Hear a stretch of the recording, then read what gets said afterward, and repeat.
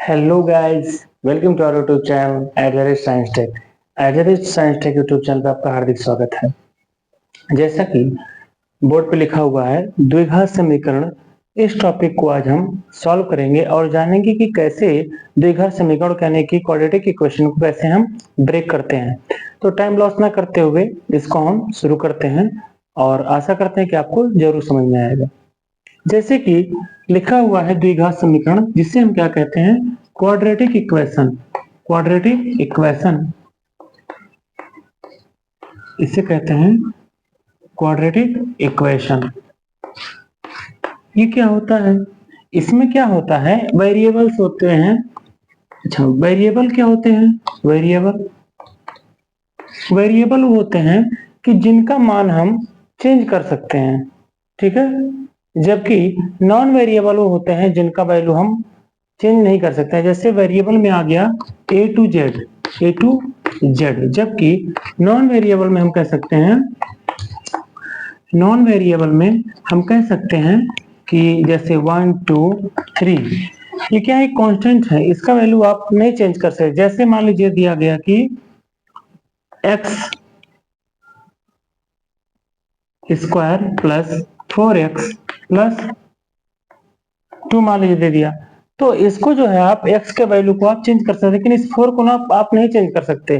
यानी कि variable means होता है चर और नॉन वेरिएबल मीन्स क्या होता है, अचर पद, इसको कहा जाता है। अब इसको हम आपको समझाते हैं कि क्वाड्रेटिक इक्वेशन यानी कि जो क्वाड्रेटिक इक्वेशन है इसको हम कैसे ब्रेक करते हैं, यानी कि how to break the quadratic equation and get the correct answer.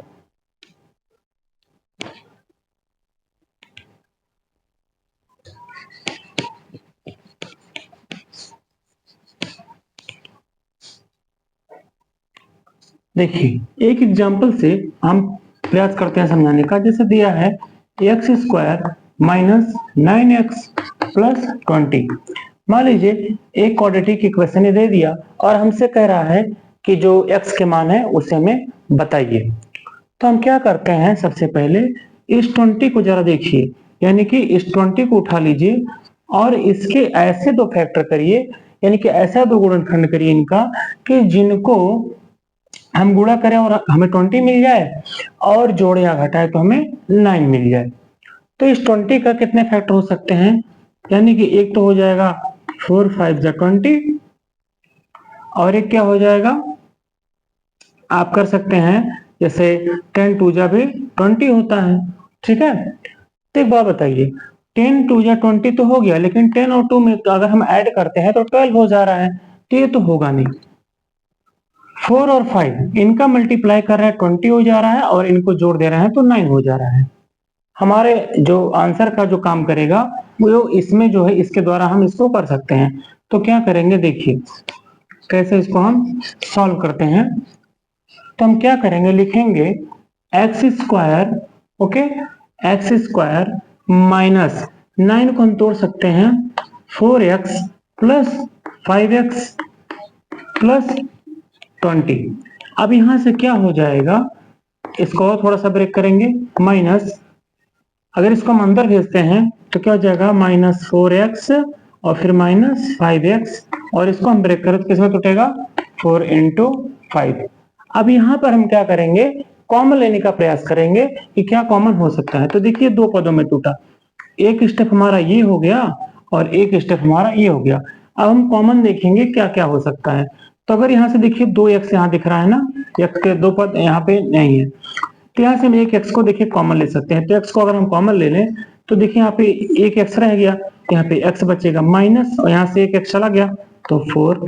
फिर देखिए क्या हो जाएगा, यहाँ से हम माइनस को कॉमन ले लें तो यहाँ पे क्या हो जाएगा 5, और ब्रैकेट में क्या बचेगा x माइनस 4, ठीक है, ये हम कॉमन ले लिए है ना। यहाँ से अगर हम माइनस को कॉमन लिए हैं तो यहाँ पे देखिए -5 हो गया, 5 कॉमन ले लिया, यहाँ पर भी 5 है तो यहाँ पे माइनस हो जाएगा, क्योंकि अगर हम इसको अंदर भेजें तो देखिए -5x और +4 हो जाएगा, ठीक है ना। तो यहाँ से देखिए क्या हो जाएगा, यहाँ पर x -4 क्या है, कॉमन है, तो x -4 एक कॉमन हो जाएगा और एक हमारा बचेगा x -5।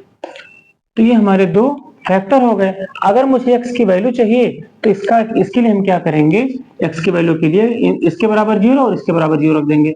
तो x minus 4 is equal to 0, then x is equal to 4। इसी तरह से अगर x minus 5 is equal to 0 है तो क्या हो जाएगा, x इज इक्वल टू 5। ये हमारा करने का तरीका होता है।